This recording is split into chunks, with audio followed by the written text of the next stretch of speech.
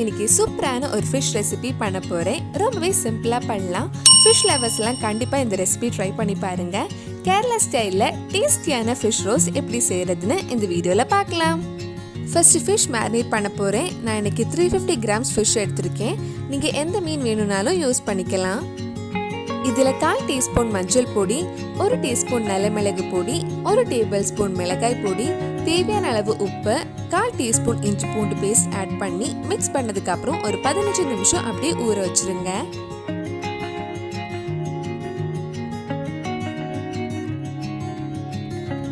Fish நல்லா marinate ஆனதுக்கப்புறம் இது ஃப்ரை பண்ணுறதுக்காக ஒரு கடாயில் கொஞ்சம் எண்ணெய் சூடு பண்ண வச்சுருக்கேன். நான் தேங்காய் எண்ணெய் தான் யூஸ் பண்ணியிருக்கேன். கேரளா ஸ்டைல் டேஸ்ட் கிடைக்கிறதுக்காக தேங்காய் எண்ணெய் யூஸ் பண்ணுங்க. எண்ணெய் சூடானதும் மீன் ஃப்ரை பண்ணி எடுக்கலாம். ஒரு சைடு வெந்ததும் மெதுவாக திருப்பி போட்டு இன்னொரு சைடும் ஃப்ரை பண்ணி எடுத்துக்கோங்க.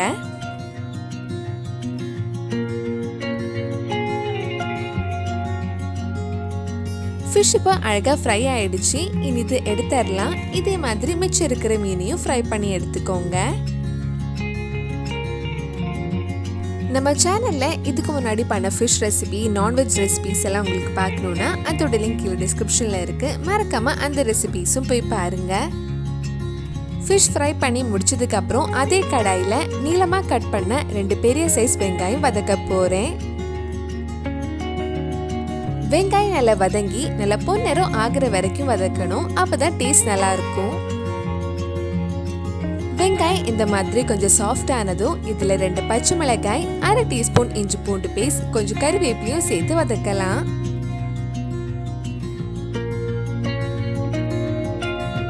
வெங்காயம் இந்த மாதிரி நல்லா வதங்கி கோல்டன் ப்ரௌன் கலர் ஆனதும் மற்ற மசாலாலாம் ஆட் பண்ண போறேன்.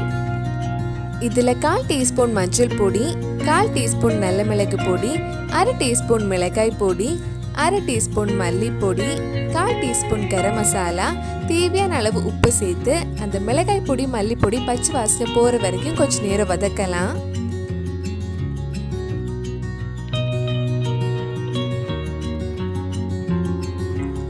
மல்லிப்பொடி மிளகாய் பொடி பச்சை வாசனை எல்லாம் போனதுக்கு அப்புறம் இதுல சின்னதாக கட் பண்ண ஒரு பெரிய சைஸ் தக்காளி சேர்த்து வதக்க போறேன். தக்காளி நல்லா வெந்து சாஃப்ட் ஆகுற வரைக்கும் லோ டு மீடியம் ஃப்ளேம்ல வச்சு வதக்கிக்கோங்க. தக்காளி எல்லாம் வெந்து மசாலா சூப்பரா ரெடி ஆயிருக்கு. இனி இதுல நம்ம ஃப்ரை பண்ண ஃபிஷ் போட்டு மிக்ஸ் பண்ணதுக்கு அப்புறம் லோ ஃப்ளேம்ல ஒரு 5 நிமிஷம் வைக்கலாம். மசாலா கூட ஃபிஷ் மிக்ஸ் பண்ணும்போது ஃபிஷ் உடஞ்சிடாம மெதுவாக மிக்ஸ் பண்ணுங்க. ரொம்ப நேரம் மிக்ஸ் பண்ண வேண்டாம். ஒரு வாட்டி மிக்ஸ் பண்ணதுக்கு அப்புறம் லோ ஃப்ளேம்ல 5 நிமிஷம் வச்சிருங்க. கடைசியா வேணும்னா நல்ல வாசனை ஃப்ளேவருக்காக 1 டீஸ்பூன் தேங்காய் எண்ணெயும் கொஞ்சம் கறிவேப்பிலையும் போட்டதுக்கு அப்புறம் ஆஃப் பண்ணிடலாம்.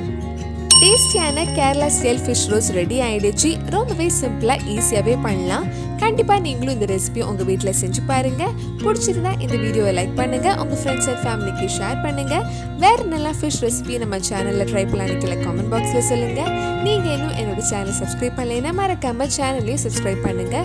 கூடவே அந்த பெல் ஐக்கனை பிரஸ் பண்ணா நான் புது வீடியோ போட்ட உடனே உங்க போனுக்கு நோட்டிபிகேஷன் வந்துடும்.